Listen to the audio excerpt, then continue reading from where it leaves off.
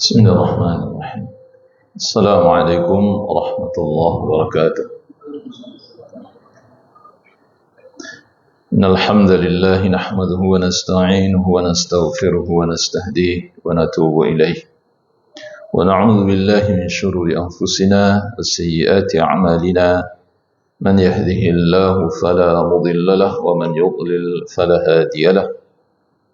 وأشهد أن لا إله إلا الله وحده لا شريك له أشهد أن محمدا عبده ورسوله يا أيها الذين آمنوا اتقوا الله حق تقاته ولا تموتن إلا وأنتم مسلمون يا أيها الناس اتقوا ربكم الذي خلقكم من نفس واحدة وخلق منها زوجها وبث منهما رجالا كثيرا ونساء واتقوا الله الذي تساءلون به والأرحام إن الله كان عليكم رقيبا يا أيها الذين آمنوا اتقوا الله وقولوا قولا سديدا يصلح لكم أعمالكم ويغفر لكم ذنوبكم ومن يطع الله ورسوله فقد فاز فوزا عظيما أما بعد فإن أصدق الحديث كتاب الله وخير الهدي هدي محمد صلى الله عليه وسلم وشر الأمور محدثاتها وكل محدثة بدعة وكل بدعة ضلالة وكل ضلالة في النار. Alhamdulillah, kita bersyukur kehadirat Allah Subhanahu wa taala atas nikmat yang Allah berikan pada kita, yakni nikmat lahir dan nikmat batin. Alhamdulillah, semoga nikmat ini Allah langgengkan untuk diri kita, dan semoga nikmat-nikmat yang Allah berikan kepada kita menambah kebaikan dan menyempurnakan nikmat yang sudah ada. Nikmat yang diberikan oleh Allah Subhanahu wa taala kita harapkan menjadi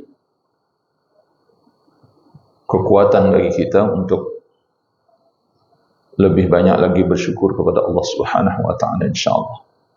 Salat dan salam kepada Nabi kita Muhammad sallallahu alaihi wasallam, semoga tercurah untuk beliau, keluarga beliau, para sahabat-sahabat beliau radhiyallahu anhum ajmain.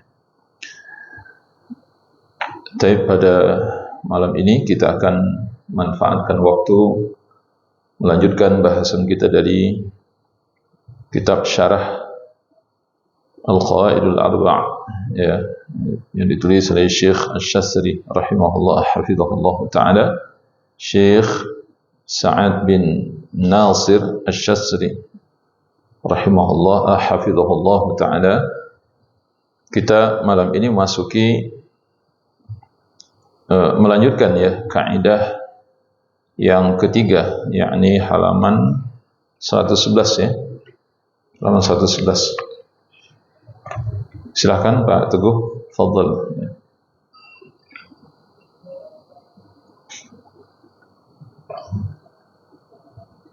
دليل الشمس والقمر قوله تعالى ومن آياته الليل والنهار والشمس والقمر لا تسجدوا للشمس ولا للقمر واسجدوا لله الذي خلقهن إن كنتم إياه تعبدون. ودليل الملائكة قوله تعالى ولا يأمركم أن تتخذوا الملائكة والنبيين أربابا.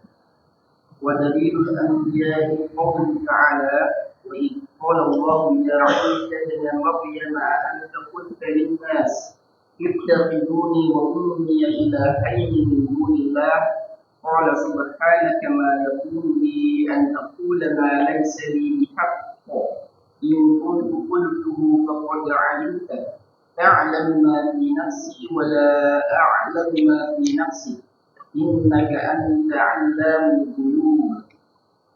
ودليل الصالحين قوله تعالى أولئك الذين يدعون يبتغون إلى ربهم الوسيلة أيهم أقرب ويرجون رحمته ويخافون عذابه إن عذاب ربك كان محذورا. ودليل الأحجار والأشجار قوله تعالى أفرأيتم اللات والعزى ومناة الثالثة الأخرى. وحديث أبي واقد الليثي قال خرجنا مع النبي صلى الله عليه وسلم إلى هنين ونحن حدثاء عهد بكفر وللمشركين سدرة يعكفون عندها وينوقون بها أسلحتهم يقال لها ذات أنواق.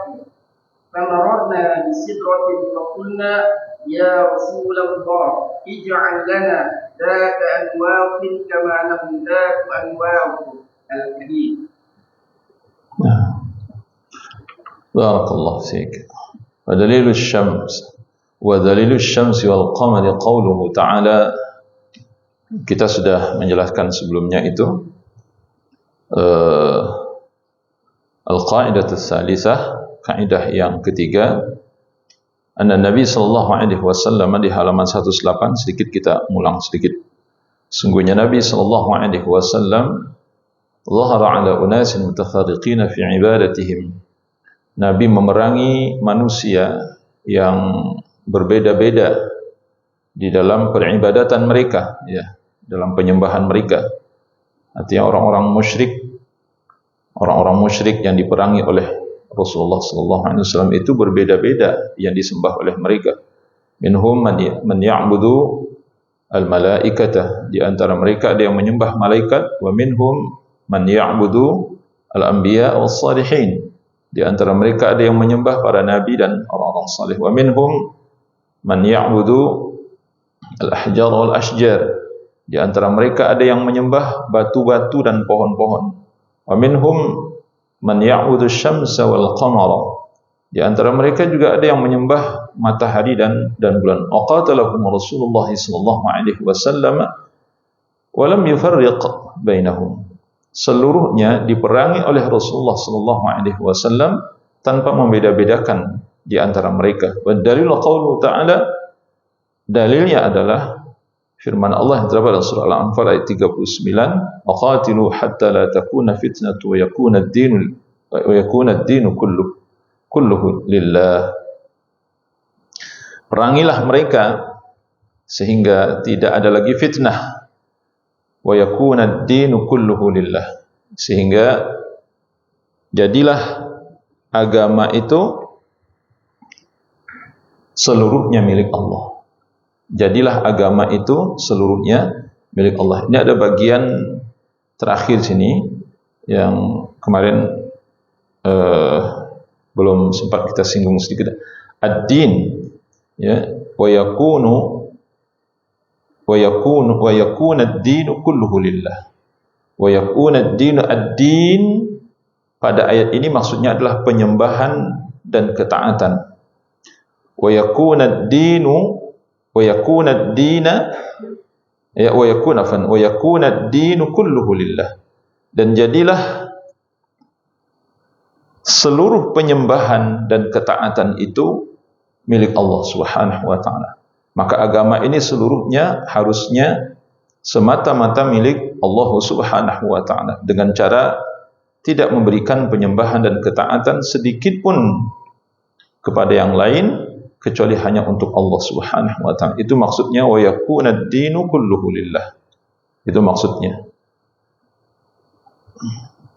Sedangkan makna fitnah hatta la takuna fitnatun, itu maksudnya sehingga tidak ada fitnah. Maknanya adalah agar tidak ada seorang pun yang membuat manusia tersesat. Itu bentuk fitnah. Jadi kita sudah pernah sampaikan sebelumnya, kata-kata fitnah ini banyak dalam Al-Quran. waqtuluhum haitsu thaqiftumuhum wa akhrijuhum min haitsu akhrajukum wal fitnatu ashaddu minal qatl. Misalnya, wal fitnatu ashaddu minal qatl. Dan fitnah itu lebih kejam dari pembunuhan, lebih berbahaya daripada pembunuhan. Apa maksud fitnah di situ? Apa maksudnya? Ya, fitnah yang dimaksud di sana adalah mereka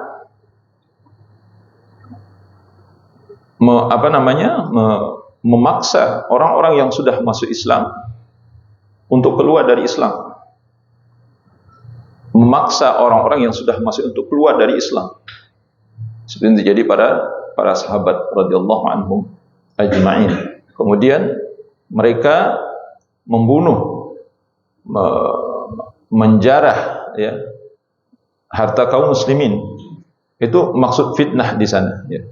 Dan termasuk mengusir kaum muslimin yang ada di Mekah itu. Wal fitnatu asyaddu minal qatl. Nanti di ayat berikutnya, wal fitnatu akbaru minal qatl. Jadi kata-kata fitnah ini banyak sekali dalam Al-Quran, dan itu memiliki makna yang muaranya adalah kerusakan akidah, ibadah, akhlak dan muamalah. Itu makna fitnah itu. Meski nanti ada fitnah itu bermakna kehancuran, balak. Seperti Allah firmankan dalam surah Al-Anfal ayat 25 ini. Wattaqu fitnatan la tusibanna alladhina zalamu minkum khassah wa'lamu anna Allaha syadidul 'iqab. Takutlah kalian terhadap fitnah. Di mana fitnah ini tidak hanya menimpa orang-orang yang zalim saja di tengah-tengah kalian, tapi juga akan menimpa orang-orang yang lainnya. Wa'lamu, ketahuilah oleh kalian, annallaha syadidul 'iqab. Sungguhnya Allah Maha keras siksaannya. Apa yang dimaksud dengan fitnah di sini? Itu maksudnya bencana, musibah, balak yang akan menimpa diri kalian. Jadi kalau kalian membiarkan maksiat terjadi di tengah-tengah kalian, maka siap-siaplah kalian menunggu fitnah, balak akan menimpa diri kalian. Bukan hanya orang-orang yang berbuat zalim dan maksiat saja, tapi orang-orang yang tidak berbuat zalim, orang-orang yang tidak berbuat dosa dan maksiat juga akan kena, kata Allah Subhanahu wa taala. Nah, di sini ada kata-kata fitnah. Apa maksud fitnah di sini? Yang dimaksud dengan kata fitnah di sini, itu maksudnya adalah agar tidak ada seorang pun yang membuat manusia tersesat. Ya. Sebelum Nabi SAW mendakwahkan Islam, mengajak mereka untuk mentauhidkan Allah Subhanahu wa taala, mereka telah menjadikan hampir seluruh jazirah Arab, khususnya Hijaz, ya, Mekah dan Madinah, itu manusia menjadi musyrik, menjadi syirik.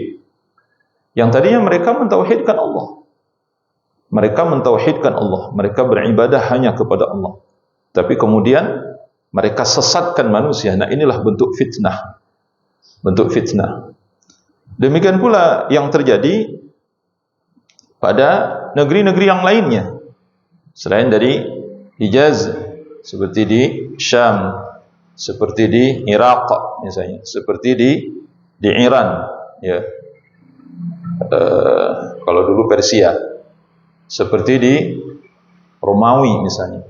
Ini kan mereka disesatkan dari jalan Allah Subhanahu wa taala, padahal agama Allah Subhanahu wa taala sudah diturunkan kepada mereka, seperti agama Nabi Musa, agama Nabi Isa. Harusnya mereka mentauhidkan Allah.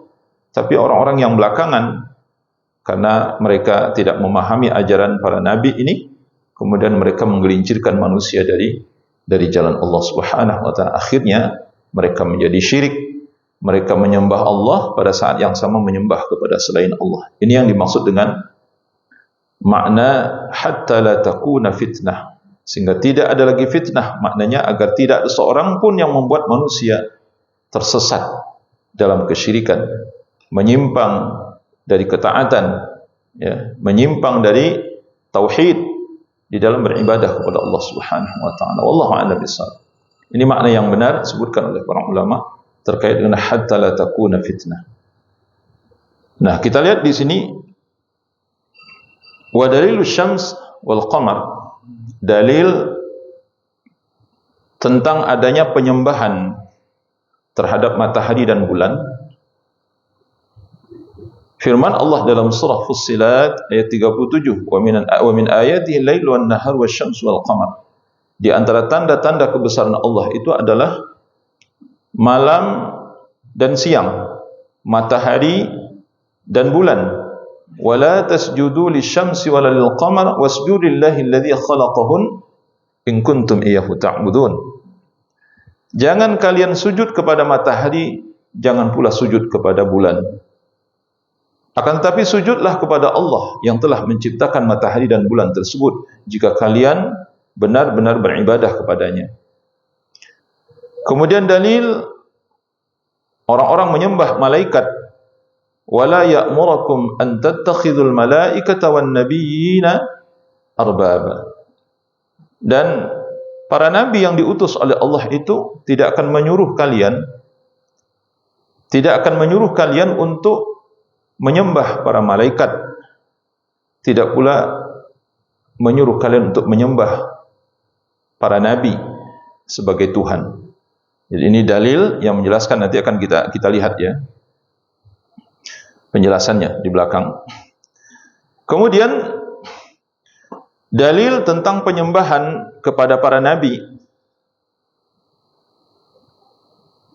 Wa idh qala Allah ya Isa ibn Maryam a anta qulta lin-nasi ittakhiduni wa ummi ilahaini min dunillah. Dan ingatlah, dan ketika Allah berfirman kepada Nabi Isa, wahai Isa putra Maryam, apa benar engkau telah mengatakan kepada manusia, jadikanlah aku dan ibuku sebagai Tuhan. Jadikanlah aku dan ibuku sebagai dua Tuhan min dunillah, selain dari Allah. Karena ini nanti dikenal di dalam agama Nasrani ada 3 Tuhan. Ada Tuhan Bapa, ada Tuhan Ibu, ada Tuhan Anak ya. Ada Roh Kudus, apa namanya? Enggak tahu juga itu istilahnya apa. Pokoknya ke sanalah lebih kurang itu. Kan ada 3 Tuhan itu. Makanya nanti di dalam surat An-Nisa ayat 170 Allah sebutkan, wala taqulu thalathah. Jangan kalian katakan Tuhan itu 3. Intahu khairan lakum. Berhentilah kalian mengatakan Tuhan itu 3, itu lebih baik bagimu. Ini siapa yang mengatakan Tuhan itu 3? Ya orang Nasrani. Ya. Maka di sini juga nih Allah semacam minta klarifikasi kepada Nabi Isa. Wahai putra Maryam, kata Allah, apa benar engkau yang mengatakan kepada manusia, angkatlah aku dan ibuku sebagai Tuhan selain dari Allah? Qala subhanak. Jawab Nabi Isa, maha suci engkau ya Allah, ma yakunu li an aqula ma laysa li bihaq. Maha suci engkau ya Allah, tidak mungkin bagiku mengatakan apa yang bukan menjadi hakku. Itu bahasa bebas terjemahannya. Tidak mungkin aku mengatakan apa yang bukan menjadi hakku. Ma yakunu li an aqula ma laysa li bihaq. Tidak mungkin aku akan mengatakan sesuatu yang bukan menjadi hakku. In kuntu qultuhu. Jika aku benar-benar mengatakan itu, faqad alimtah, pasti engkau sudah tahu. Faqad alimtah. Kalau benar aku mengatakan itu kepada manusia, wahai manusia, angkatlah aku dan ibuku sebagai Tuhan selain dari Allah. Pasti engkau sudah tahu, wahai Allah. Kata Nabi Musa, ta'lamu ma fi nafsi wa la a'lamu ma fi nafsik. Kata Nabi Musa, kata Nabi Isa, engkau maha mengetahui apa yang terjadi pada diriku, sedangkan aku tidak mengetahui apa yang terjadi pada dirimu. engkau tahu apa yang ada padaku, pada diriku, aku tidak tahu apa yang ada padamu ya Allah. Innaka anta 'allamul ghuyub, sungguhnya engkau maha mengetahui perkara-perkara yang gaib. Ya, nanti akan kita jelaskan insyaallah. Adapun dalil penyembahan terhadap orang-orang saleh, ulaika alladziina yad'uuna yabtaghuuna ila rabbihimul wasilata ayyuhum aqrabu wa yarjuuna rahmatah wa yakhafuna 'adzabah.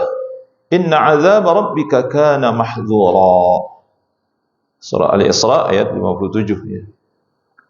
Mereka yang disembah, ya, orang-orang yang disembah itu, mereka, ya, ini apa bahasanya? Ulaika alladziina yad'una. Mereka yang disembah oleh orang-orang tersebut. Jadi kan maksudnya ini orang-orang saleh itu. Orang-orang saleh yang mereka sembah itu yabtaghuna ila rabbihimul wasilah. Mereka juga sebenarnya mencari jalan untuk mendekatkan diri mereka kepada Tuhan mereka. Ayyuhum aqrabu yarjuna rahmatah. Siapakah dari mereka yang paling dekat posisinya? Siapakah dari mereka yang paling dekat dengan Tuhannya? Wa yarjuna rahmatah. Mereka juga mengharapkan rahmatnya. Wa yakhafuna 'adzabah. Dan mereka juga takut dengan azabnya. Inna 'adzaba rabbika kana mahdhura. Sungguhnya azab Rabbmu kana mahdhura, adalah azab yang sangat menakutkan, ya. Mahdhura, makna mahdhura, ya, ya, yang ditakuti. Sungguhnya azab Tuhanmu adalah sesuatu yang harus ditakuti. Kemudian yang terakhir, dalil penyembahan terhadap batu-batu dan pohon-pohon. Afara'aitumul Lata wal Uzza wa Manata ats-tsalisata al-ukhra. Surah An-Najm ayat 19 dan 20. Apa pantas kalian menjadikan Lata, Uzza dan Manah yang ketiga, Manata yang ketiga, sebagai anak perempuan, ya? Apa patut kalian menjadikan Lata, Uzza dan Manat sebagai anak perempuan Allah Subhanahu wa taala, sebagai anak-anak perempuan Allah Subhanahu wa taala? Nanti ada keyakinan, sebenarnya kita sampaikan sebelumnya. Jadi keyakinan orang-orang musyrik Mekah, ya, musyrik Mekah Madinah itu, mereka meyakini Manat, Lata dan Uzza ini sebagai anak-anak perempuan Allah Subhanahu wa taala, sebagai anak-anak perempuannya Allah Subhanahu wa taala. Ya. Dan itu disembah oleh mereka. Disembah. Kemudian hadis Abi Waqid Al-Laitsi. Hadis Abu Waqid Al-Laitsi. Beliau berkata, kharajna ma'an Nabi sallallahu alaihi wasallam ila Hunain. Kami keluar bersama Nabi sallallahu alaihi wasallam di dalam peperangan Hunain, ya. Wa nahnu hudatsa wa ahdin bi kufrin. Dan kami pada saat itu baru saja lepas dari kekufuran, ya. Kami baru saja terbebas dari masa kekufuran. Jadi cerita seorang sahabat bernama Abu Waqid Al-Laitsi, kami baru saja masuk Islam, itu maksudnya, ya. Jadi belum tahu ajaran Islam, belum kenal betul ajaran Islam ini.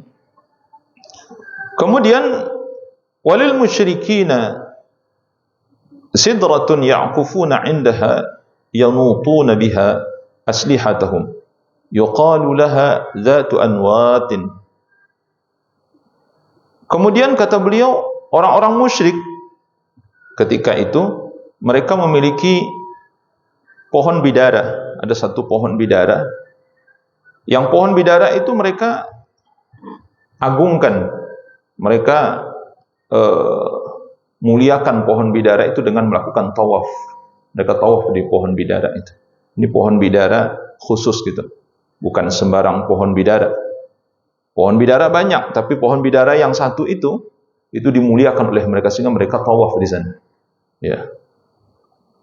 Ya'kufuna, mereka i'tikaf ya, afan. Mereka i'tikaf maksudnya mereka berkerumun di sana, berkumpul di situ. Indaha yanutuna biha aslihatahum.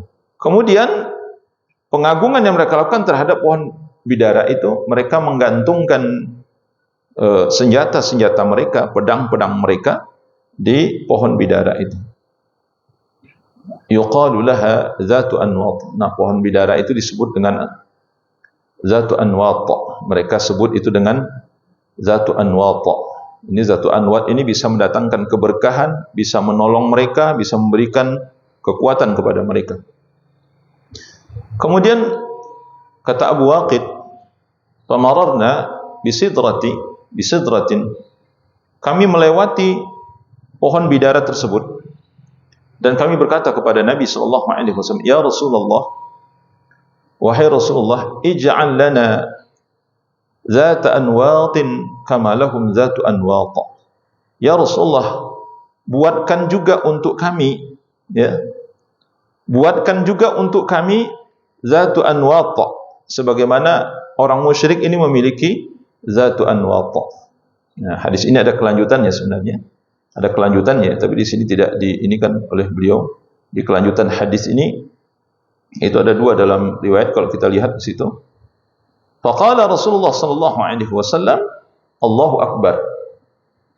Kata Nabi, Allahu akbar. Ya. Kalau di sini apa yang beliau buat ini?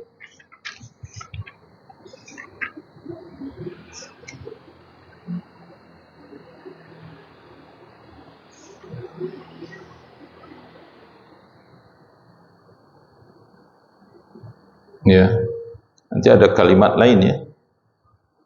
Subhanallah kalau saya tidak salah ya, perkataan Nabi. Tapi di sini Nabi menyebutkan Allahu Akbar, kata Nabi, Allah Maha Besar. Innahas sunan, sesungguhnya inilah sunnah. Qultum walladzi nafsi biyadihi, kata Nabi, apa yang kalian katakan ini demi jiwaku berada di tangannya. Kama qalat Banu Israil li Musa, sebagaimana yang dikatakan oleh Bani Israel kepada Nabi Musa, ij'al lana ilahan kama lahum alihah. Buatkanlah untuk kami Tuhan sebagaimana mereka memiliki Tuhan. Nanti akan kita jelaskan sedikit ya. Mudah-mudahan waktunya cukup insyaallah. Baik, kita lihat di sini al-ikhwah. Dalil tentang Allah Subhanahu wa taala melarang menyembah matahari dan bulan. Ini sudah kita bacakan dalilnya tadi, terdapat di dalam surah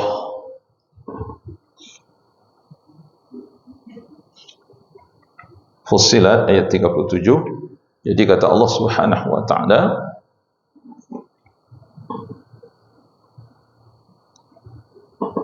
la tasjudu lisyamsi wala lilqamari wasjudu lillahi in kuntum iyyahu ta'budun.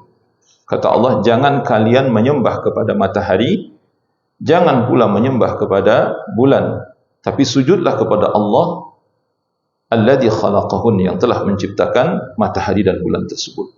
In kuntum iyyahu ta'budun, jika kalian benar-benar menyembah kepadanya, maksudnya kepada Allah Subhanahu wa taala. Ayat ikhwah. Jadi matahari dan bulan adalah dua tanda dari tanda-tanda kebesaran Allah Subhanahu wa taala. Oleh karena itu, yang tampak oleh manusia ketika itu secara nyata, dan itu dia muncul, dia ada dan pergi. Kadang dia ada, kadang dia pergi gitu. Nah, ini tentu menjadi menarik perhatian tersendiri gitu ya bagi manusia pada saat itu. Dan sebenarnya jauh sebelum umat Nabi Muhammad sallallahu alaihi wasallam, Nabi Ibrahim alaihi salatu wassalam juga sebelum beliau diangkat oleh Allah Subhanahu wa taala menjadi nabi, itu nanti dalam surah Al-An'am Allah ceritakan itu. Nabi Ibrahim alaihi salam juga dikatakan beliau nampak melihat bulan. Jangan-jangan ini Tuhan ini. Tapi ternyata bulan itu makin lama kok makin hilang.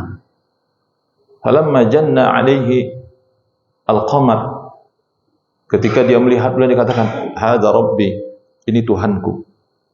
Tapi ketika bulan itu hilang dia katakan, Tuhanku seharusnya tidak hilang. Kemudian ketika beliau melihat matahari, apa kata Nabi Ibrahim? Lupa ayat berapa itu? Hadza rabbi hadza akbar. Ini Tuhanku, ini lebih besar, ini kata Nabi Ibrahim. Jadi Nabi Ibrahim alaihissalatu wassalam sebelum diangkat oleh Allah menjadi nabi itu, beliau ya boleh dikatakan apa ya, diberikan semacam petunjuk oleh Allah Subhanahu wa taala untuk mencari kebenaran itu. Tapi ketika matahari itu terbenam, hilang. Apa kata Nabi Ibrahim? Tuhanku tidak seperti ini. Aku tidak suka yang hilang dan lenyap. Aku tidak suka dengan Tuhan yang hilang dan lenyap. Ya, inni bari'um mimma tusyrikun. Nanti di ayat itu, lalu nanti perkataan Nabi Ibrahim, inni wajjahtu wajhiya lilladzi fatara as-samawati wal arda hanifan musliman wa ma ana minal musyrikin. Itu dalam surah. Itu sudah nanti mendekati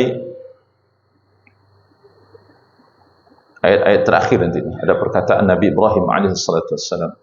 Jadi memang matahari dan bulan itu sudah menarik perhatian manusia sejak dari dulu. Bahkan di zaman Nabi Ibrahim alaihissalatu wassalam. Nabi Ibrahim sebelum diangkat menjadi nabi itu memang seakan-akan beliau pengen mencari ini, siapa yang telah menciptakan alam ini? Siapa yang berhak disembah di alam ini? Nah, tempat uji coba beliau kalau kita perhatikan di situ, ia matahari dan bulan. Matahari dan bulan. Oleh karena itu, orang-orang berikutnya atau generasi berikutnya juga menjadikan matahari dan bulan ini sebagai sesembahan. Ketika mereka tersesat dari jalan Allah, ketika mereka telah jauh dari jalan tauhid, tidak mengenal tauhid, akhirnya mereka mencari Tuhan. Di antara yang dipertuhankan oleh mereka adalah matahari dan bulan. Al-ikhwah. Sehingga memang ada orang yang menyembah matahari. Di mana itu? Di Jepang. Masya Allah.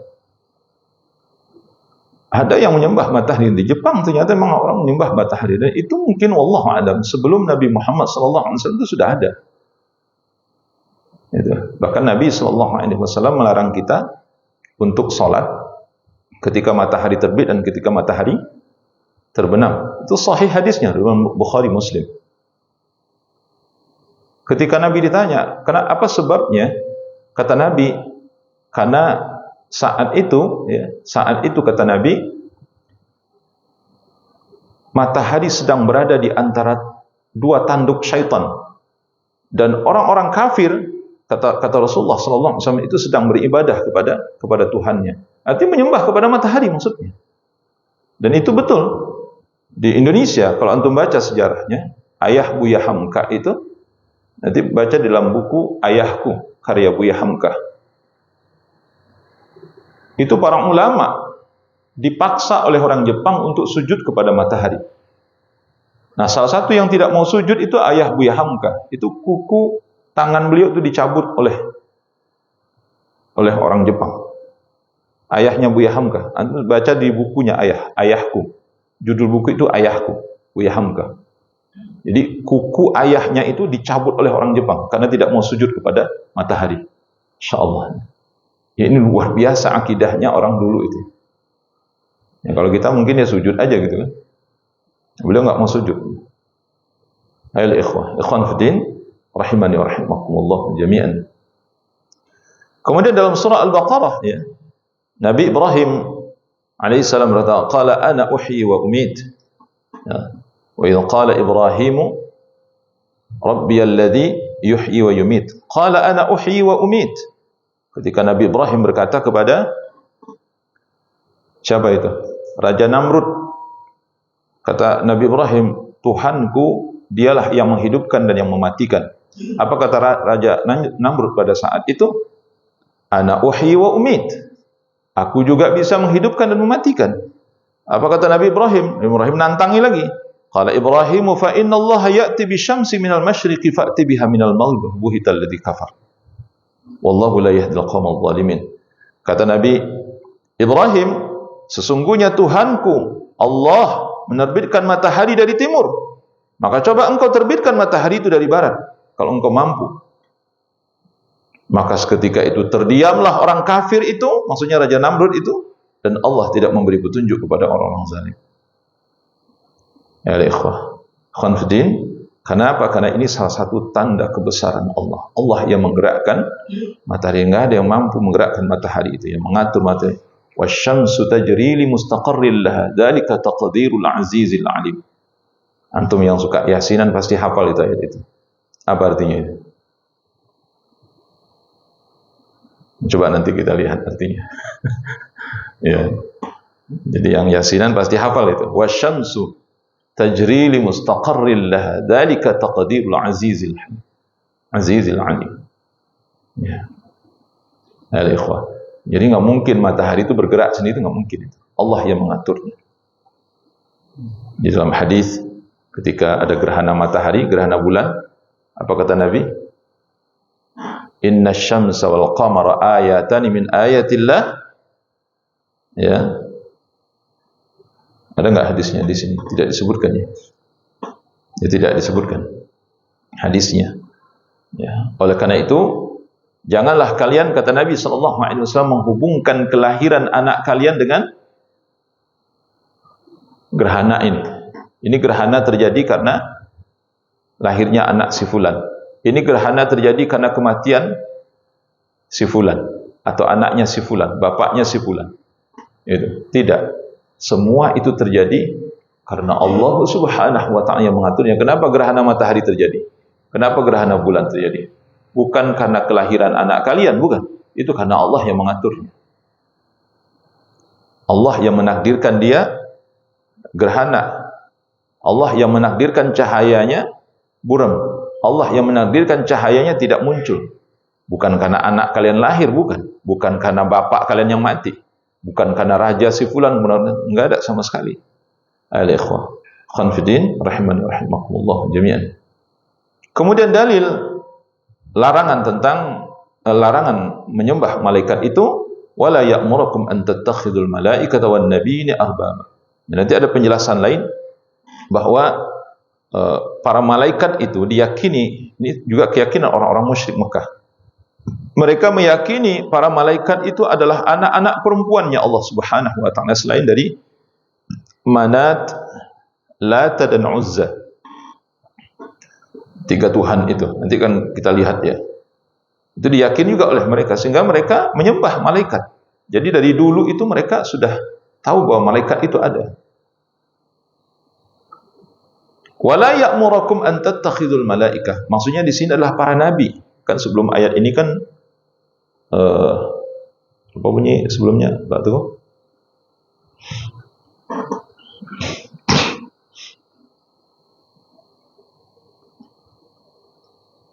Aduh, lupa bunyi ayatnya. Wala wama Allah Akbar. Lupa bunyi ayatnya sebelumnya. Di ayat 79-nya itu. Itu maksudnya para nabi dan rasul yang diutus oleh Allah, yang diberikan kitab kepada mereka, tidak mungkin mereka akan menyuruh umat ini untuk menyembah malaikat atau menyembah para nabi. Itu nggak mungkin itu. Artinya apa? Ini dilarang oleh Allah Subhanahu wa ta'ala. Allah mengharamkan untuk menyembah malaikat, menyembah para nabi. Ya. Demikian pula larangan untuk menyembah para nabi secara khusus. Ini firman Allah yang kita baca dalam surah Al-Maidah ayat 116 tadi itu. Ini jelas sekali ya, dialog antara Allah dengan Nabi Isa alaihi salatu wassalam. Ini posisi ayatnya di akhir surah Al-Maidah. Ketika Allah berkata kepada Isa, wahai Isa, apa benar engkau telah mengatakan kepada manusia, wahai manusia, jadikanlah aku dan ibuku sebagai Tuhan selain dari Allah. Benarkah kamu mengatakan itu, kata Allah? Apa jawab Nabi Musa? Subhanaka ma yakunu li an aqula ma laysa li bihaqq. Maha suci engkau ya Allah, tidak mungkin aku mengatakan ma yakunu li, tidak mungkin bagiku, kata Nabi Isa, an aqula, untuk mengatakan ma laysa li bihaqq, apa yang bukan menjadi hakku. Mungkinkah aku mengatakan itu, kata Nabi Isa. Sedangkan Nabi Isa diutus oleh Allah Subhanahu wa taala, diberikan kitab Injil. Di dalam kitab itu Allah perintahkan kepada Nabi Isa hanya menyembah kepada Allah Subhanahu wa taala, tapi kemudian Nabi Isa menyuruh umatnya untuk menjadikan dirinya dan ibunya sebagai Tuhan. Tidak mungkin ya Allah, tidak mungkin. In kuntu qultuhu faqad alimtah. Kalau memang benar aku mengatakan itu, pasti engkau sudah tahu ya Allah. Pasti engkau tahu. Tidak mungkin engkau tidak tahu. Ta'lamu ma fi nafsi wa la a'lamu ma fi nafsik. Engkau maha mengetahui apa yang terjadi pada diriku, sedangkan aku tidak mengetahui apa yang terjadi pada dirimu. Innaka antal alamul ghuyub. Innaka anta alamul ghuyub. Sesungguhnya engkau maha mengetahui perkara-perkara yang gaib. Wallahu a'lam bishawab. Ya, kita ini dulu, insyaallah nanti ba'da isya, kalaupun tidak bisa semuanya, ya kita tambahkan sedikit sebelum kita tanya jawab insyaallah. Sallallahu ala nabiyina Muhammad wa ala alihi washabbihi wasallam. Assalamualaikum warahmatullahi wabarakatuh.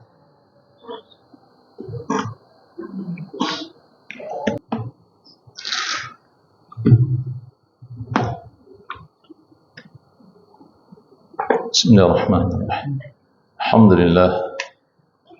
Alhamdulillah hamdan katsiran tayyiban mubarakan fihi mubarakan alaihi kama yuhibbu rabbuna wa yarda. Asyhadu an la ilaha illallah wahdahu la syarika lah. Asyhadu anna Muhammadan 'abduhu wa rasuluh. Amma ba'd. Ayolah ikhwah, kita lanjutkan ini. Saya berharap ini selesai malam ini ya, insyaallah. Halaman poin yang keempat dari halaman 119. Dalil yang melarang menyembah orang saleh, yakni firman Allah Subhanahu wa taala dalam surah Al-Isra ayat 57.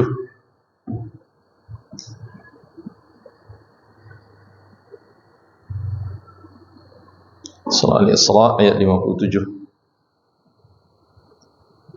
Ulaika alladziina yad'uuna yabtaghuna ila rabbihimul wasilah ayyuhum aqrabu wa yarjuna rahmatah wa yakhafuna 'adzabah.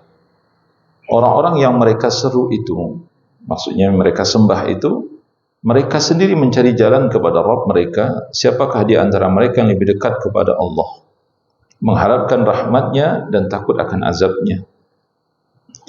Ayat ini disebutkan oleh Imam Ibn Katsir rahimahullah ta'ala berkenaan dengan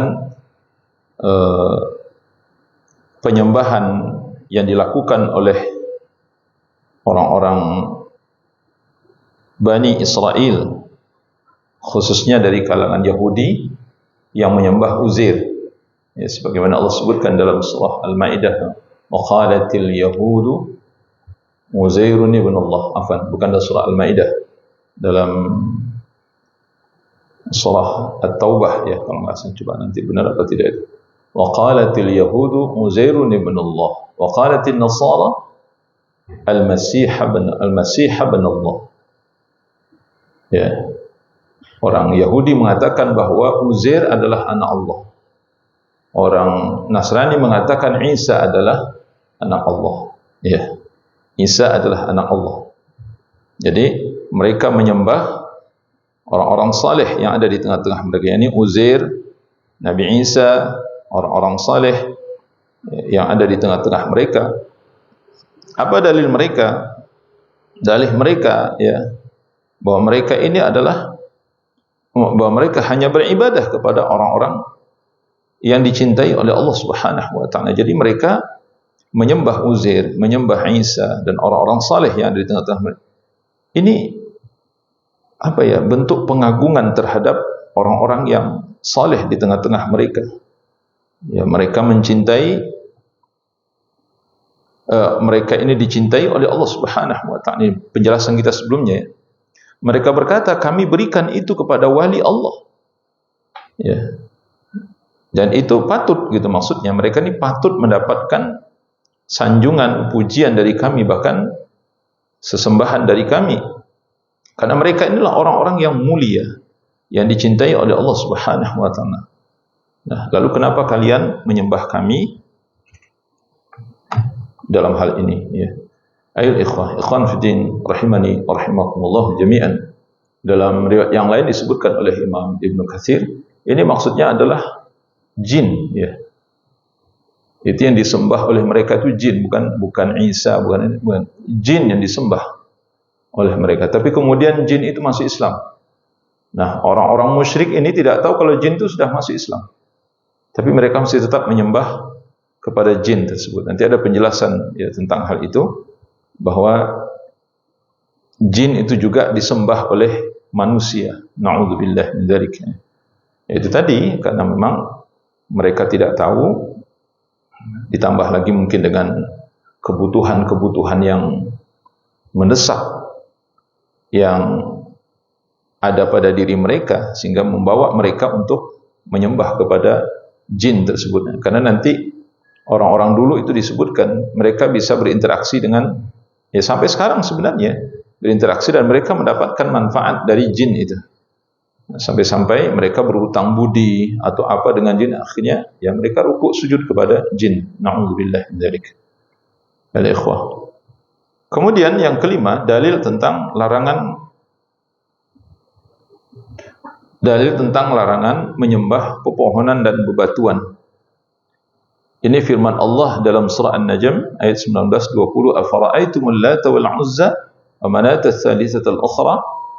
Maka apakah patut kamu, wahai orang-orang musyrik, menganggap Lata dan Uzza serta Manat yang ketiga, yang terakhir ya, sebagai anak-anak perempuan Allah Subhanahu wa taala. Ya. Subhanallah, ya, maha suci Allah ya. Artinya mereka menyembah kepada tiga bentuk berhala ini. Yang Manat, Lata dan Uzza ini, Lata, Manat dan Uzza ini adalah berhala bagi mereka. Di sini jelaskan, Lata sebagaimana kita sebutkan sebelumnya, Lata ini adalah, dia ini sebenarnya adalah seorang saleh, seorang yang saleh. Kemudian karena kesalehannya, kedermawanannya, mereka dikenal di tengah-tengah kaumnya. Jadi Lata ini adalah salah satu berhala kaum musyrikin, terdahulu terletak di salah satu tempat di kota Taif ya. Kota Taif, kota yang pertama sekali dikunjungi oleh Nabi saat beliau berdakwah ya di awal-awal Islam. Nah, jadi ketika Lata ini mati, ini nanti dijelaskan oleh Imam Ibnu Hisham dalam kitab Sirah Nabawiyahnya. Imam Ibnu Ishaq, Imam Ibnu Hisham menjelaskan dalam kitab Sirahnya, juga dijelaskan oleh Imam Al-Baihaqi dalam Dalailun Nubuwah ya, tentang Lata ini. Kemudian dibuatlah patung atau berhala sebagai bentuk penghargaan, penghormatan terhadap Lata ini. Awalnya itu hanya sekedar penghargaan saja. Jadi kalau kita telusuri, itu mirip seperti dengan ceritanya umat Nabi Nuh. Jadi umat Nabi Nuh itu awalnya buat apa mereka bikin patung itu? Ya untuk menghargai dan menghormati dan memberikan motivasi kepada mereka supaya mereka taat kepada Allah Subhanahu wa taala, supaya mereka terus bersemangat beribadah. Kalau kendor semangat ibadah, kemudian nanti termotivasi melihat patung guru-guru dan orang-orang saleh mereka. Jadi Lata ini juga seperti itu. Jadi ketika Lata ini meninggal, mati di tengah-tengah mereka, mereka buatkan patungnya. Tetapi kemudian patung Lata ini itu dijadikan sesembahan oleh orang-orang yang datang belakangan. Mereka berdoa kepadanya. Kemudian ketika Nabi sallallahu alaihi wasallam menaklukkan Taif, ya, menaklukkan Taif itu, orang-orang Taif ini meminta pengecualian kepada Nabi sallallahu alaihi wasallam. Nabi bertanya, apa pengecualian itu? Mereka katakan pengecualiannya adalah Lata, patung Lata ini tidak boleh dirubuhkan. Itu pengecualiannya. Jadi maksudnya silahkan Nabi melakukan apa saja, tapi yang patung Lata ini kalau bisa jangan dirubuhkan. Itu permintaan mereka. Berapa lamanya? 3 tahun. Kata Nabi, nggak bisa. Nabi nggak memberikan kesempatan kepada mereka. Ya sudah, kalau begitu 3 bulan. Tidak bisa, kata Nabi. Nabi tidak memberi kesempatan sedikit pun kepada mereka untuk berbuat syirik. Setelah mereka membuat tawaran kepada Nabi dan Nabi sama sekali tidak memberi peluang kepada mereka, ya sudah, kalau begitu kata mereka, engkau sendiri tolong hancurkan Lata ini. Kami tidak berani menghancurkannya, karena kalau kami menghancurkan, kami takut nanti terkena apa? Terkena apa bahasanya? Sialnya, balaknya apa gitu. Ini patung dimuliakan, dihormati, disembah. Selama ini mereka berdoa kepadanya. Kemudian tiba-tiba patung ini kami hancurkan. Mereka takut terkena balak. Akhirnya Nabi SAW mengutus Mughirah bin Syu'bah radhiyallahu an. Siapa Mughirah ini? Mughirah ini asli Taif, putra asli Taif. Ya. Dia kelahiran Taif, asli Taif. Berasal dari Taif, dari Bani Thaqif. Ya. Sahabat yang mulia Mughirah bin Syu'bah. Ya, Mughirah bin Syu'bah ini termasuk banyak meriwayatkan hadis dari Nabi sallallahu alaihi wasallam. Nabi ingin menunjukkan kepada penduduk Taif bahwa utusan beliau adalah dari kalangan mereka sendiri. Ya, manakala mereka mentauhidkan Allah Subhanahu wa taala, maka berhala-berhala dan segala benda yang mereka sembah tidak akan dapat membahayakan mereka. Ketika mereka telah mentauhidkan Allah Subhanahu wa taala, baru mereka sadar bahwa ternyata berhala, patung-patung yang disembah sama sekali tidak memberikan manfaat, tidak memberikan mudarat. Maka Mughirah akhirnya sampai sebagai utusan Nabi sallallahu alaihi wasallam, mengambil kapak kemudian memukul kepala berhala tersebut, hancur. Orang-orang Taif pun bergembira dan bersorak karena merasa tertolong dan mendapatkan kemenangan. Kemudian Mughirah berkata kepada mereka, aku tidak bermaksud apapun kecuali sekedar ingin menguji akal kalian. Ini sebagaimana dikatakan oleh Nabi Ibrahim kepada kaumnya. Aku ingin menguji akal kalian. Bagaimana bisa seonggok batu seperti ini bisa memberikan manfaat dan mudarat? Ya. Ini aneh, kata beliau. Mughirah pun kembali mengambil kapak tersebut dan menghancurkan kepala berhala Lata tersebut. Ayol ikhwah, ikhwan fiddin, rahimani wa rahimakumullah jami'an. Demikian pula dengan Uzza. Uzza ini ternyata bukan patung, ya. Ini bukan patung. Ini ternyata pohon ternyata. Itu disebut ahjar, ashjar. Nah, kalau Lata ini memang betul patung dari batu. Tapi yang Uzza itu ternyata 3 batang pohon, 3 pohon gitu. Kemudian di sini disebutkan pohon ini dibangun di atasnya rumah-rumahan. Oleh kaum musyrikin diletakkan di sekitarnya tirai-tirai. Pohon-pohon ini terletak antara kota Mekah dan Taif. Ternyata apa yang terjadi? Ya, tempat itu menjadi sarang bagi setan perempuan. Jadi tempat itu menjadi sarang bagi iblis perempuan, setan perempuan di sana, jin perempuan. Ya.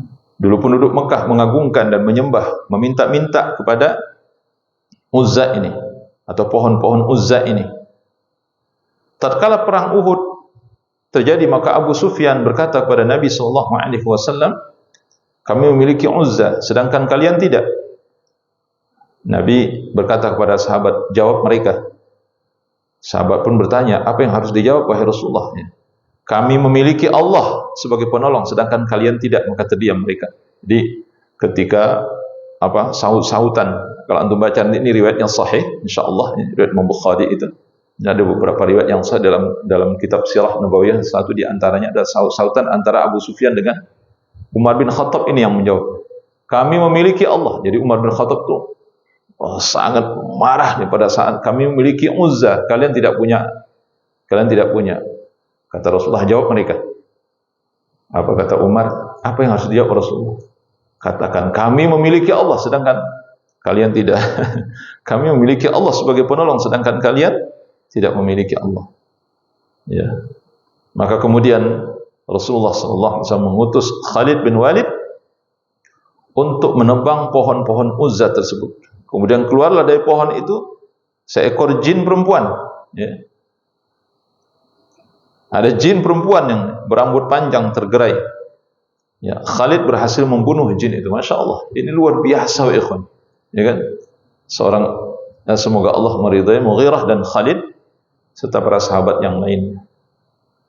Ini cerita tentang Uzza itu. Ya. Jadi Uzza itu adalah 3 batang pohon yang dipuja oleh masyarakat Mekah dan Taif. Dia berada di antara Mekah dan Taif dan Mekah. Kemudian yang terakhir Manat.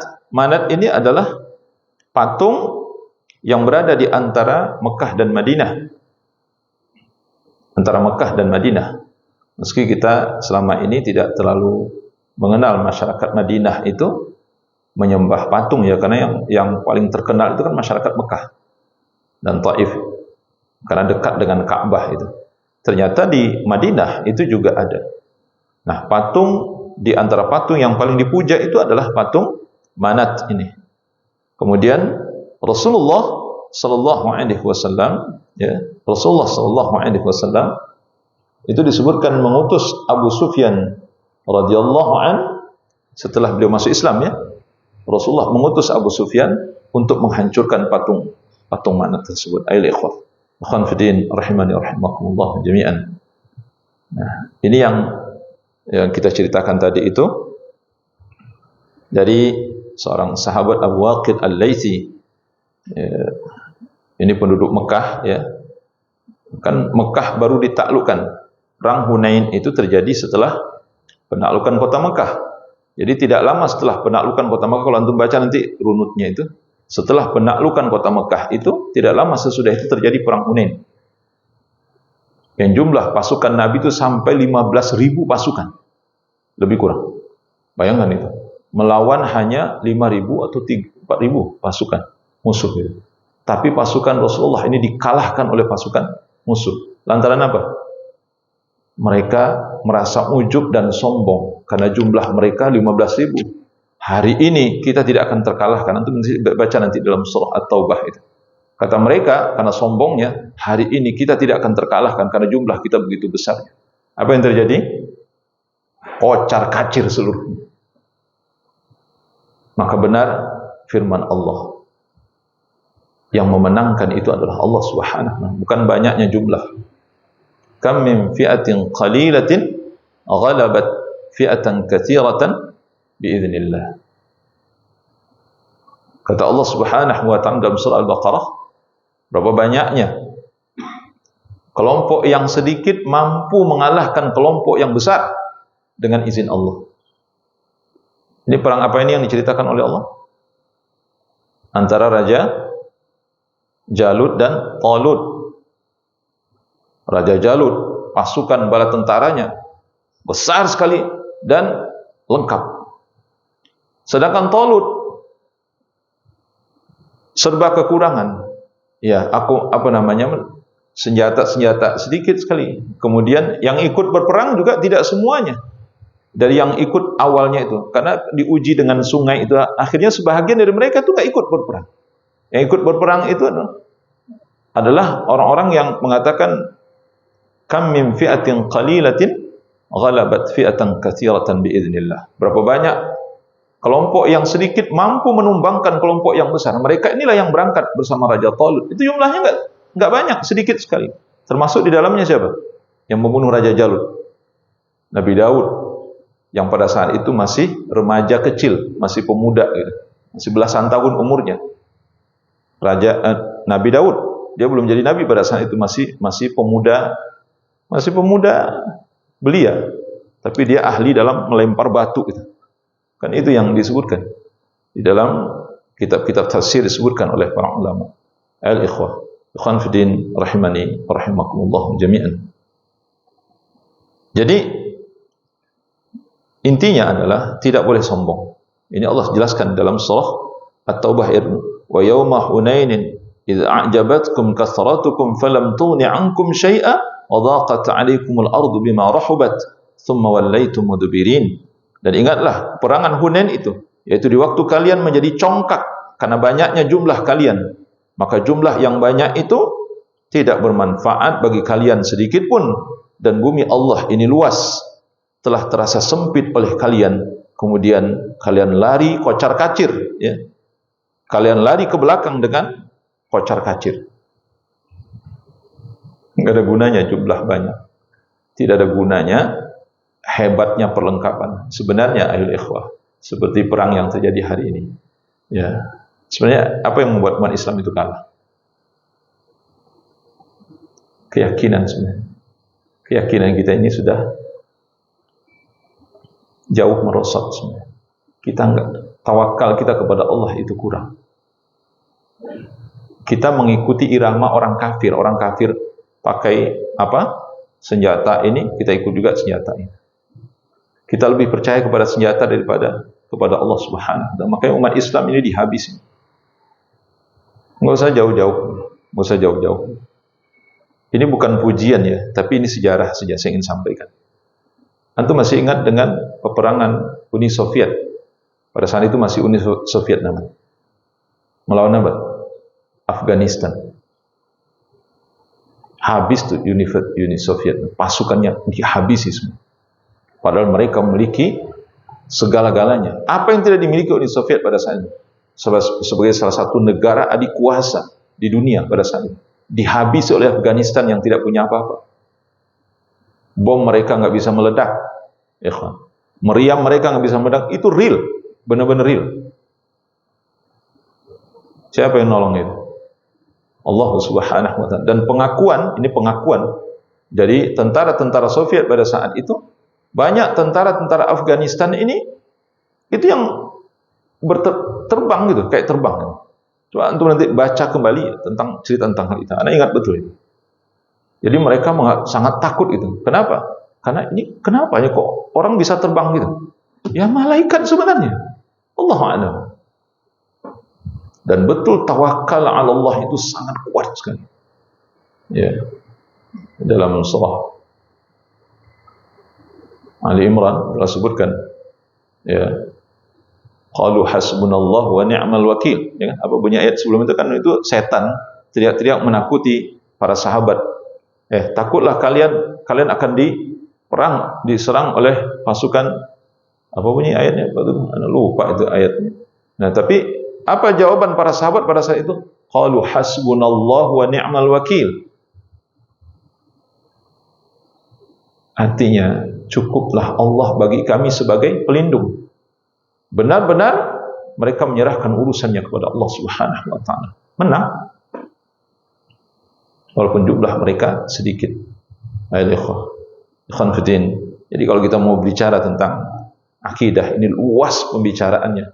Termasuk dalam masalah kemenangan dan kekalahan di dalam peperangan itu. Dari dulu pembicaraan itu masalah akidah. Bukan banyaknya jumlah, bukan lengkapnya senjata, bukan. Itu masalah akidah. Akidah ini benar atau tidak? Kok bisa jumlah 400 mengalahkan 1000? Kok bisa jumlah 700 mengalahkan 3000? Itu gimana logikanya? Itu nggak bisa dilogikakan. Kok bisa jumlah 5000 mengalahkan 10.000 atau 15.000? Itu perang Ahzab, itu perang Khandaq. Pasukan Nabi itu 5.000 pasukan, lebih kurang. Pasukan musuh 15.000. Maksudnya, dikalahkan. Siapa yang mengalahkan? Allah Subhanahu wa taala.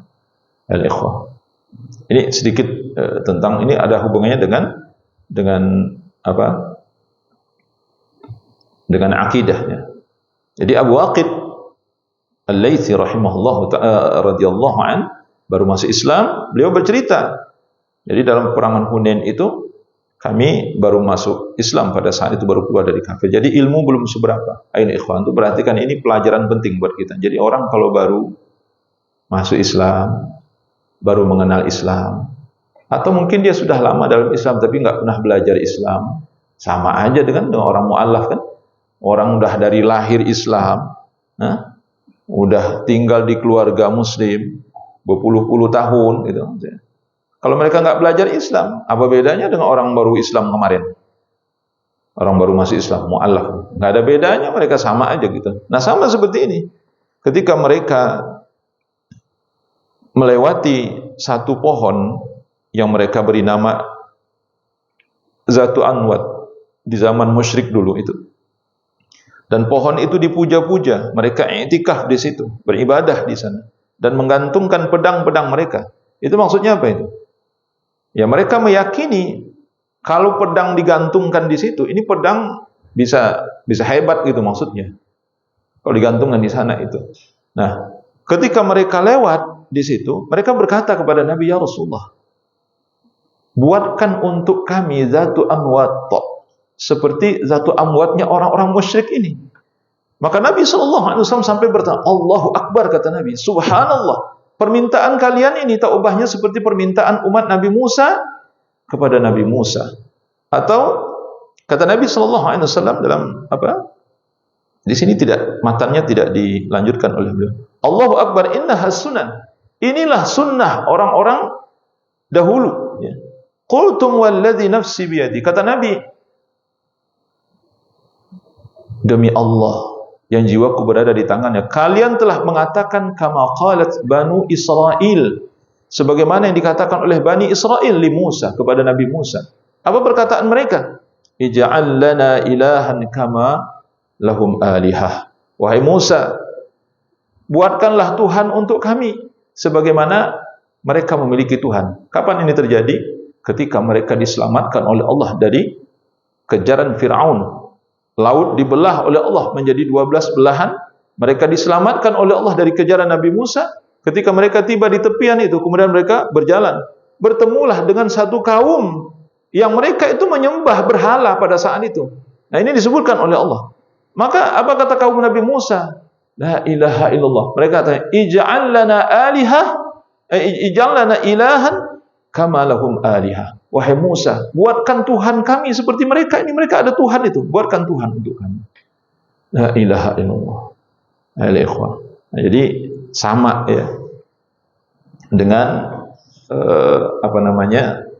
orang-orang menyembah batu, menyembah pohon. Dan benar ketika Nabi Musa tidak mau bikin Tuhan untuk mereka, ketika Nabi Musa pergi bermunajat kan, selama 40 hari kemana? Ke Bukit Tursina. Selama 40 hari Nabi Musa bermunajat kepada Allah. Apa yang mereka lakukan? Bikin Tuhan mereka. Itu kan surat Al-Baqarah, itu kan itu isinya. Surat Al-Baqarah itu ikhwan, itu kan Samiri, cerita tentang apa? Samiri. Tentang Samiri. Apa itu Samiri itu? Ya, Samiri itu, ada yang mengatakan Samiri itu orang yang punya ide untuk membuat patung anak sapi itu. Tapi ada yang mengatakan Samiri itu ya patung itu yang mereka sembah itu. Al-ikhwan. Nah, ini yang kita dapati penjelasan di dalam bab ini ya. Dan yang terakhir sebagai penutup bahasan ini banyak yang Anda lewatkan sebenarnya. Anda bisa baca keterangan di sini. Udah Anda simpulkan saja.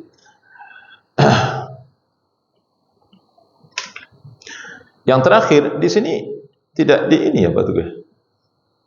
Kaidah yang keempat tidak ada bahasa Arabnya di sini. Ada. Coba dibaca Pak Teguh yang. Hah? 133. Oh iya ada. Masya Allah, Pak, aneh kelewatnya. Coba ini Pak Teguh, kita ini sedikit sebagai, atau mau pertemuan yang akan datang kita bahas atau gimana? Ya mungkin pertemuan yang akan datang. Sekarang udah waktunya, udah lewat nih. Mungkin kita cukupkan bahasan sampai di sini. Kalau ada yang perlu kita diskusikan, fadhil. Silakan. Ini kesimpulannya bisa kita baca ini di sini. Dari kaidah yang ketiga, ya, satu ibadah tidak boleh ditujukan atau dipalingkan kepada selain Allah.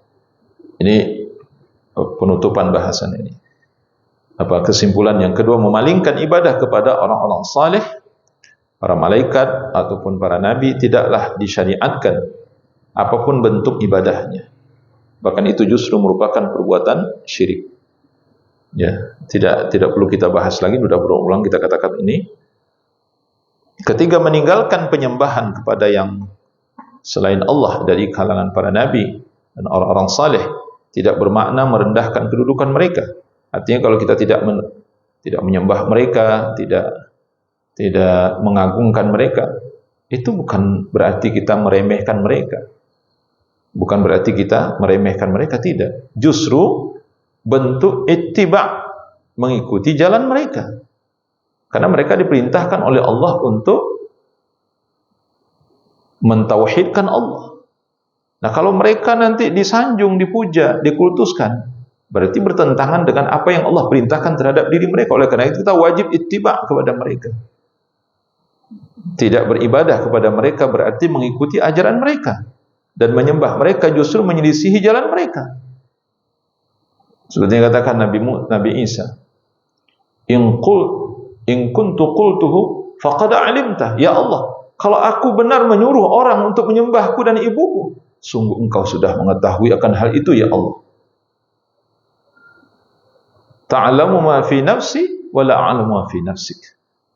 Kata Nabi Isa, engkau maha mengetahui apa yang terjadi pada diriku. Ya tidak mungkin Nabi Isa menyuruh orang untuk menyembah dirinya. Karena itu bertentangan dengan apa yang Allah suruh kepada dirinya. Jadi nggak benar.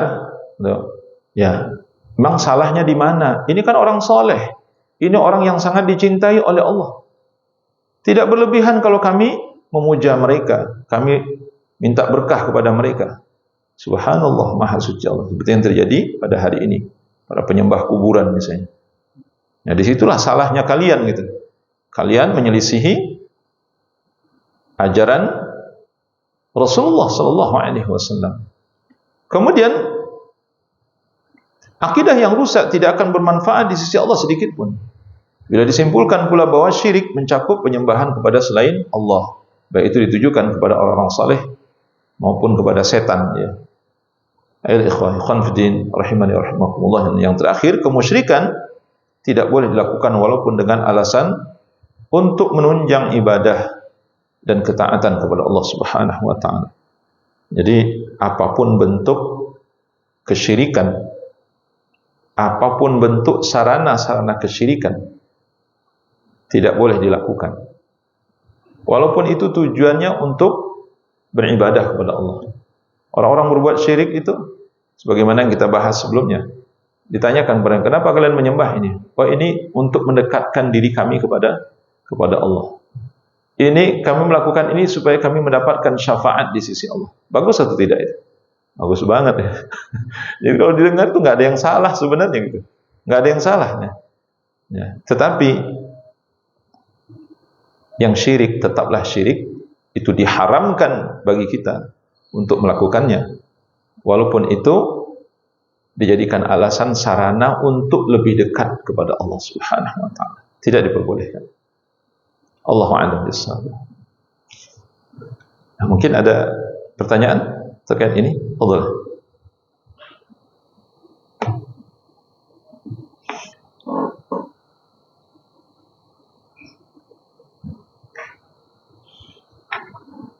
Ya, alhamdulillah, ini pelajaran kita malam ini.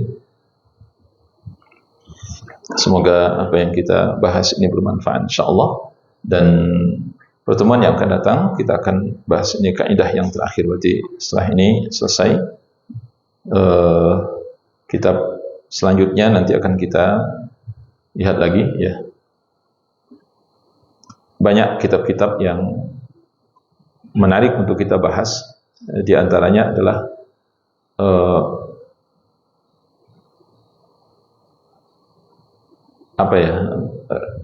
jahiliyah yang perangai jahiliyah yang masih hidup di tengah-tengah kita. Itu ada buku ya, kalau Anda nggak salah juga ditulis oleh Syekh At-Tamimi rahimahullah, cuman judulnya persisnya apa itu coba nanti kita lihat. Itu juga bagus ya. Ya, nanti kita lihat ada buku apa yang akan kita bahas.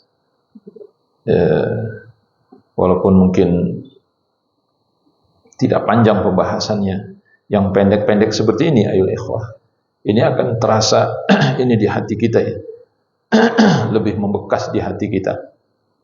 Karena kalau panjang-panjang itu kadang-kadang kita udah sampai di tengah aja, itu yang awal sudah lupa.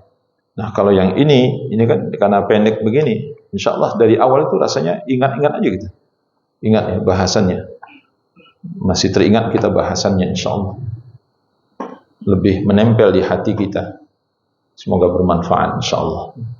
Sallallahu ala nabiyina Muhammad wa ala alihi wa sahbihi wa sallama tasliman katsira. Subhanakallahumma wa bihamdika asyhadu an la ilaha illa anta astaghfiruka wa atubu ilaik. Assalamualaikum warahmatullahi wabarakatuh.